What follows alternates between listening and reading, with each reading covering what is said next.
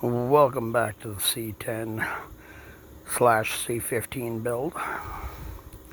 I'm working on an 86 GMC High Sierra, my personal truck.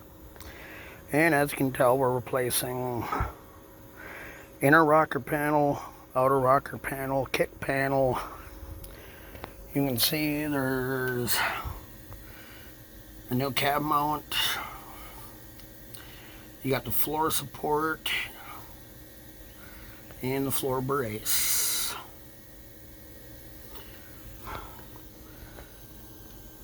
And I'm also doing kick panel. One thing you'll notice as I'm doing this, right now, I only got this back section right here tacked in, but I do not have that welded in.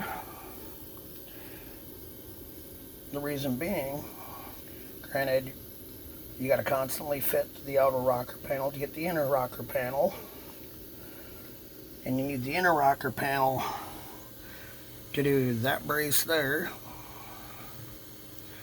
which attaches to the floor support. And then once you do the inner, then you got to do the kick panel, I believe, next. And then once the kick panel is done, before the outer rocker panel can go on, then I got to do the big hole in the floor. And one thing is, this is all tedious, time consuming, but it's fun. I don't mind it.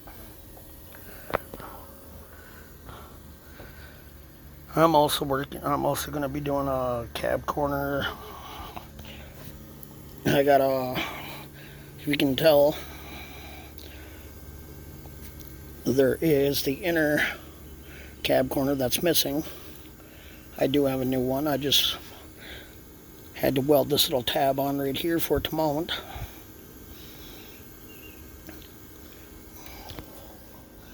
And then once I'm done, I'm actually going to seam seal all of it. Get that all done. Then I got some undercoating for it as well. Fun part is when you're actually working on the floor, since the old style, they have a flange that tips downward, I actually had to cut into the floor to get this piece to slide up in there.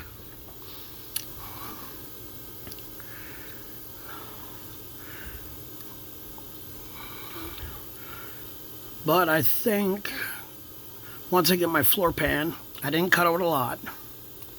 As you can tell, once I put my full floor pan in, I'll see how high up on this I gotta cut out.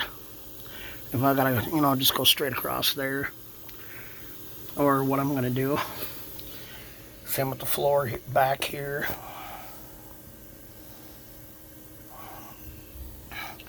Since a lot of this is still pretty thick metal, all I'm going to do is I might just cut it right from here going this way and then see what's solid on that end and go up.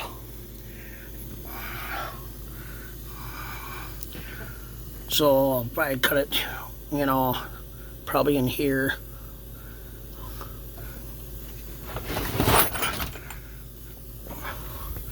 But my tunnel is actually pretty solid. That's a plus. So I don't think I want to cut out that. And I'm going to see how far up under these pedals is solid before I cut that out. One thing with my floor support that I did is I found a bolt that fit in there for the seat. So I used that to hold it in place. Then I actually just there's actually 3 old spout welds that I drilled. I just welded those 3 in for now. I haven't drilled those. I drilled those, but I haven't welded them in yet.